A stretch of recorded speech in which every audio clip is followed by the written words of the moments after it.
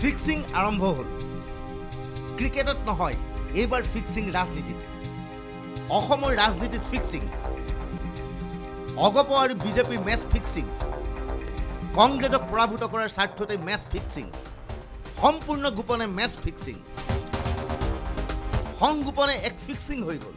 কাৰ্যত কোনেও ধৰিব নোৱাৰিলে। অসমৰ ভোটাৰক মূৰ্খ সজাই গোপনে বুজাবুজি হৈ গ'ল অগপ আৰু বিজেপিৰ মাজত। আজিৰ পৰা কেইবছৰমানৰ পূৰ্বে অগপ আৰু বিজেপিৰ মাজত আনুষ্ঠানিক মিত্ৰতা হৈছিল যদিও আগন্তুক নিৰ্বাচনত কোনো ধৰণৰ মিত্ৰতা নহয় বুলি ইতিমধ্যে দুয়োটা দলে ঘোষণা কৰিছে। এয়া চাওক বিজেপিৰ কেন্দ্ৰীয় নেতা অনন্ত কুমাৰৰ ভাষ্য। भारतीय जनता पार्टी असम में अकेली लड़ रही है और हमारे बलबूते पर हम वहाँ सरकार बनाने वाले हैं। অনন্ত কুমাৰে মুখৰে যিয়েই নকওক কিয় বৃহস্পতিবাৰে নিশা বিজেপিয়ে উলিওৱা তালিকাখন দেখি এটা কথা নিশ্চিত হৈছে যে অগপ বিজেপিৰ মাজত ইতিমধ্যে মেচ ফিক্সিং হৈ গ'ল। অগপ বিজেপিৰ ব্লুপ্ৰিণ্ট অনুসৰি যিবোৰ সমষ্টিত অগপৰ স্থিতি শক্তিশালী সেইবোৰ সমষ্টিত বিজেপিয়ে দুৰ্বল প্ৰাৰ্থী থিয় কৰাব। উদাহৰণ নম্বৰ 1, চতিয়া সমষ্টি। এই সমষ্টিত অগপ বিধায়ক পদ্ম হাজৰিকাৰ যথেষ্ট শক্তিশালী স্থিতি। সেয়েহে বিজেপিয়ে এই সমষ্টিত থিয় কৰাইছে এইজন প্ৰাৰ্থী। এওঁৰ নাম মিণ্টু খান। চতিয়াৰ সাধাৰণ লোকৰ কথাটো বাদেই স্বয়ং বিজেপি নেতাকৰ্মীয়ে চিনি নাপায় এওঁ কোন। পদ্ম হাজৰিকাক জিকোৱাৰ স্বাৰ্থতেই প্ৰাৰ্থিত্ব দিয়া হ'ল এওঁক। কিন্তু মিণ্টু খানে দাবী কৰে তেওঁ যথেষ্ট শক্তিশালী প্ৰাৰ্থী।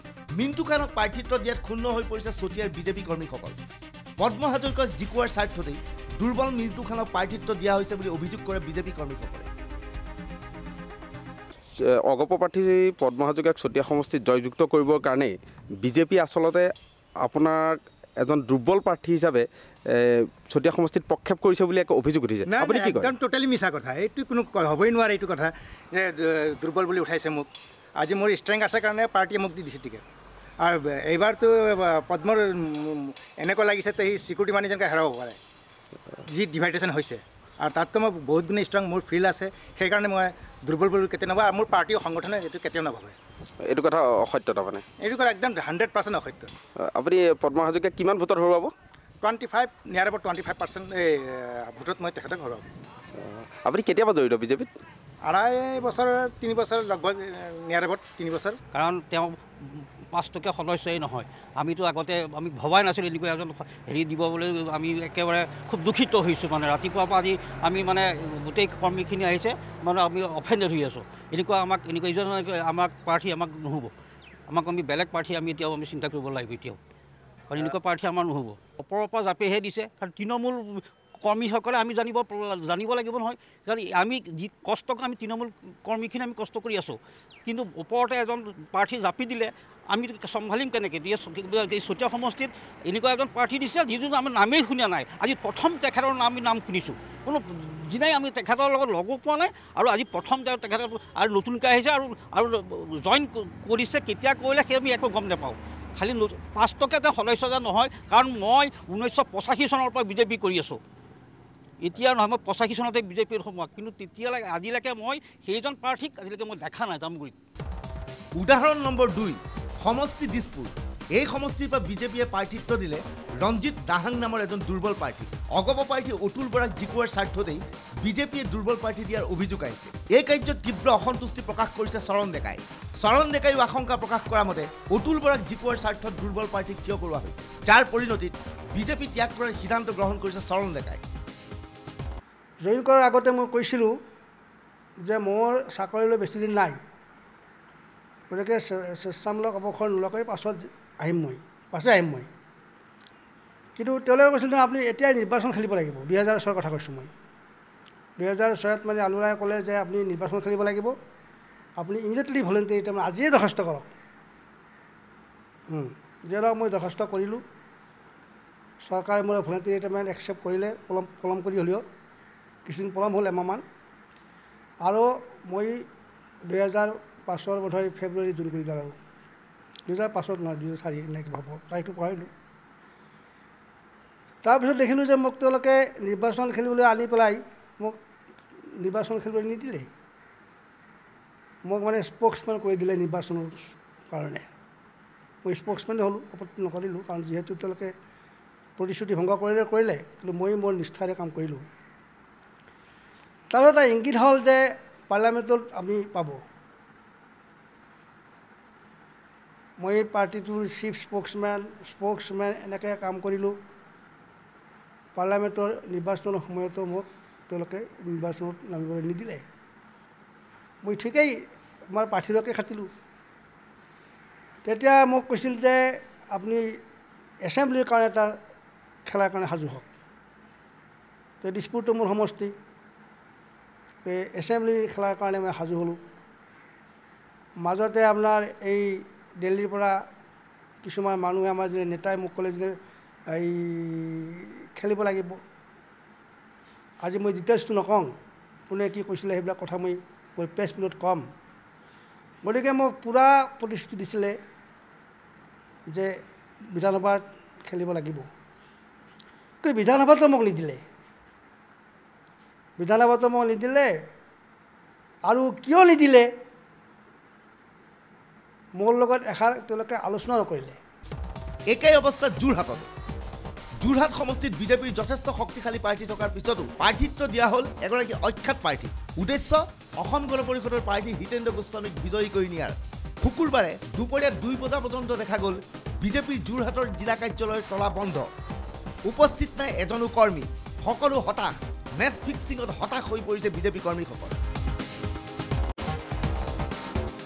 ভাৰতীয় জনতা পাৰ্টীয়ে তেওঁলোকৰ প্ৰথমখন প্ৰাৰ্থী তালিকা ঘোষণা কৰাৰ লগে লগে সমষ্টিসমূহৰ একাংশত সৃষ্টি হৈছে ব্যাপক প্ৰতিক্ৰিয়াৰ।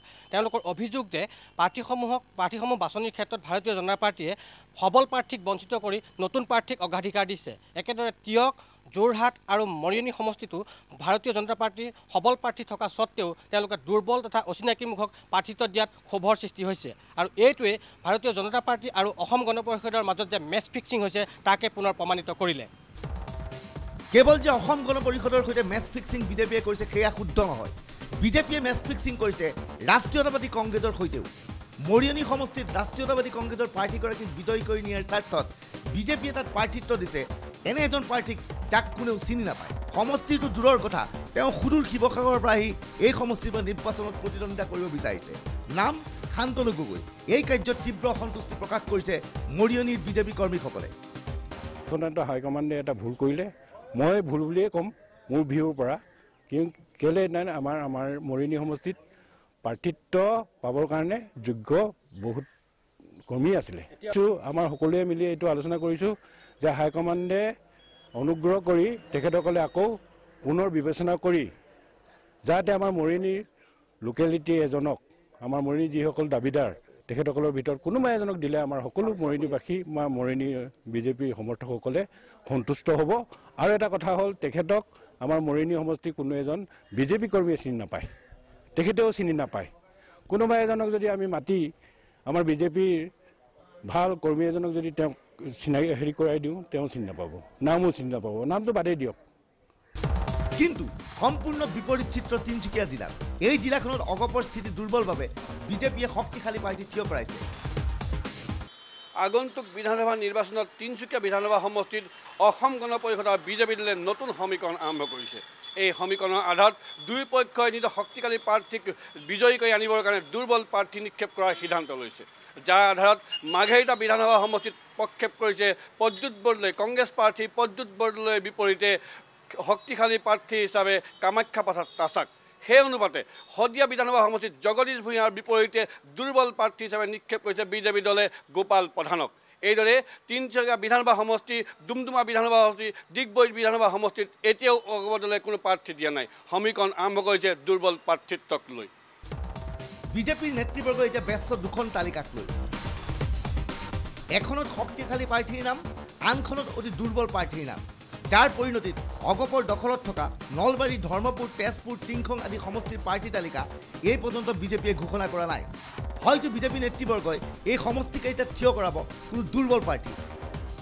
এনেকৈ চলিব অগপ আৰু বিজেপিৰ মেচ ফিক্সিং। নাই, সেইটো দুৰ্বলৰ কোনো কথা নাই। কোনো কাৰো ধৰণৰ কোনো ধৰণৰ আমাৰ সমঝোতা হোৱা নাই। ধন্যবাদ। বিজেপি বা অগপৰ নেতৃবৰ্গই মুখৰে যিয়েই নকওক কিয় কাৰ্যত প্ৰমাণ হৈছে দুয়োটা দলৰ মাজত গোপন বুজাবুজি হৈছে। এই গোপন বুজাবুজিয়ে আগন্তুক নিৰ্বাচনত এই দুয়োটা দলক কিমান পৰিমাণে লাভান্বিত কৰিব সেয়া সময়ে ক'ব। Bureau' report, news live.